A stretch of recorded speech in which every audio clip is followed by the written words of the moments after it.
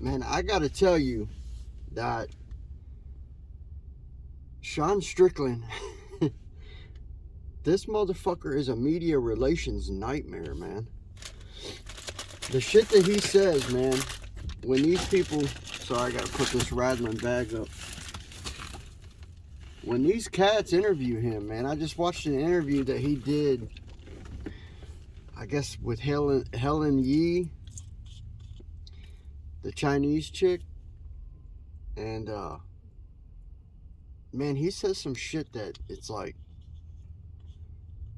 damn, dude, you're really saying that shit? Like, obviously, number one, he was just playing, but he's, he's saying stuff like, well, you're Asian, you're smart, shit like that. Which ain't that's not a big deal. People that make a big deal about that shit are pussies, but the other shit that he's coming out saying is shit like Adesanya's on roids, this person's on roids, that person's on roids, which is the fucking truth, unfortunately. But it's just how he says the shit, man. It's so, how he don't have there's no filter there. The dude has no filter, right? And you gotta think, man, if this dude ever gets a strap or gets up high where he's considered like a super elite fighter, he's going to have to start working with some type of media relations person or something that can keep him in check from saying shit like he wants to kill people inside, like he wanted to kill somebody inside of a cage and this type of shit. It's just absurd shit, man. I mean, the problem is, in this day and age, let me say this, I respect that he has an open opinion. I like that. I like that about him, and I like Sean. But the problem is, in this day and age, these sissified pansies out here, man, they'll cancel you, man. He says the wrong thing, and suddenly this dude's career's gone. And that's what I mean by he's a media nightmare, man. There's a lot of promotion, media relations nightmare. There's a lot of promotion and stuff behind him that the UFC does, that they spend money on, they spend time on, they spend effort on. And all it takes is for him to say one fucked up thing, man, and all that goes bye-bye. All that goes bye-bye. And because of the state of how our country is right now, you say the wrong thing in public on microphone and you're done. You're done. It doesn't matter. It doesn't matter what sport you're in. It doesn't matter what your position is, who you are. You say the wrong thing and you're done. Your career's over. He could end up saying some shit that's really vulgar and really foul that he might say around him and his buddies that are sparring and shit like that, and they don't give a fuck. They just take it for what it is. But he could get on the mic and say that shit, and it could put the UFC in a position where they're like,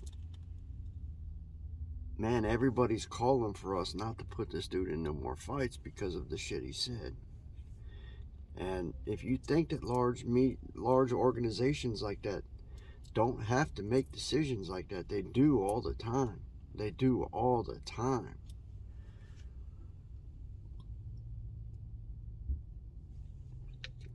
Now, is the shit that he says truthful? Yes.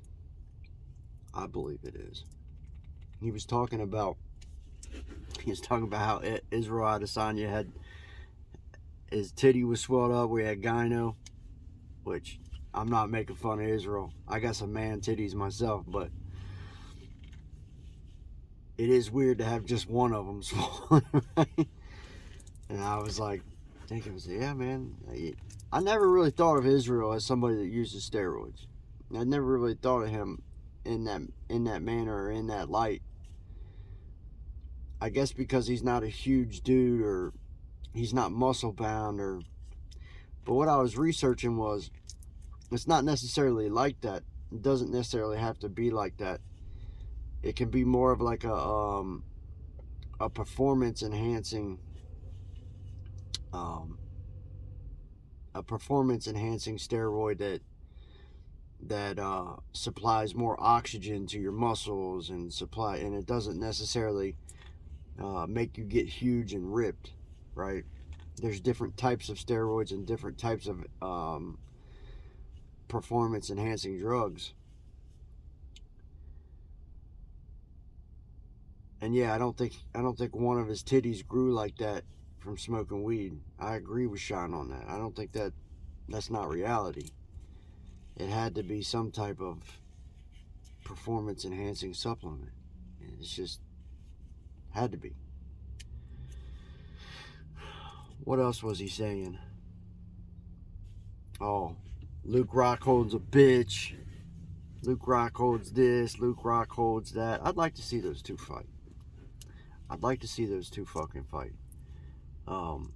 Because I really believe there's a little bit of animosity there. I don't think they're selling a fight.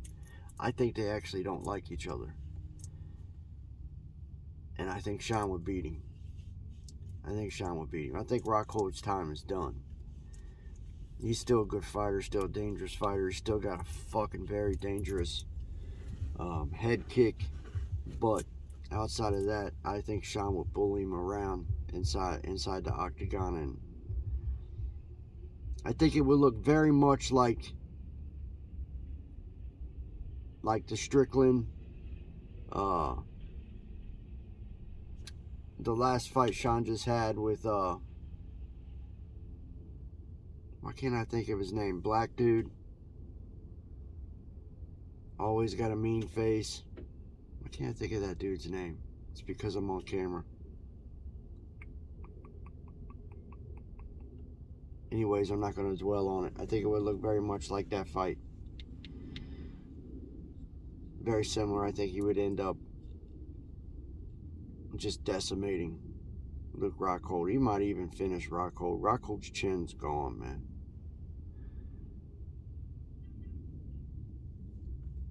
I don't even know why I made this video. I just wanted you guys to know that dude's a media relations nightmare. If your job was to control him and keep him from opening his mouth and saying stupid shit, you would have a very, very hard fucking job, because the dude don't have no filter at all. He gets on the mic, man, and these sports journalists, they know it, man, and so they want to interview him because they're hoping that he'll say something fucking retarded, and he usually does, man. He usually does. I'd be careful if I was him, man. I'd be careful. Just takes one slip up, man. You make an organization like the UFC have to make a decision like, fuck, did this dude really say this? Did he really fucking say this to one of these fucking YouTube journalists, man? Fuck. Yeah, we can't let him fight no more, man. If we let him fight, dude, they'll fucking boycott our company. That shit. You gotta be careful of that shit, man.